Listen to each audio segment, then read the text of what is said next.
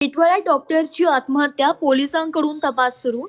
टिटवाळा पूर्वेकडील हरिओम रेसिडेन्सी हरिओम व्हॅली मांडव परिसरात डॉक्टर सचिन सातपुते वय वर्ष अंदाजे 40 यांनी राहत्या घरी आत्महत्या केल्याची घटना समोर आली आहे. या घटनेमुळे परिसरात एकच हळहळ व्यक्त होत आहे. मिळालेल्या माहितीनुसार डॉक्टर सचिन सातपुते हे हिमालय क्लिनिक नावाने दवाखाना चालवित होते. ते लहान मुलांच्या उपचारासाठी परिचित होते. कोरोना काळात त्यांनी सुमारे 300 ते 400 रुग्णांवर उपचार करून त्यांना बरे करण्यात योगदान दिल्याची माहिती आहे. त्यामुळे ते कित्येक रुग्णांचे फॅमिली डॉक्टर म्हणून परिचित होते. डॉक्टर सातपुते यांनी राहत्या घरातील सिलिंग फॅनला गळफास घेऊन आत्महत्या केल्याचं प्राथमिक माहितीतून समोर आलंय. घटनेची माहिती मिळताच टिटवाळा पोलिसांनी घटनास्थळी धाव घेत पंचनामा केलाय. त्यानंतर मृतदेह शवविच्छेदनासाठी रुक्मिणीबाई रुग्णालयात पाठवण्यात आलाय.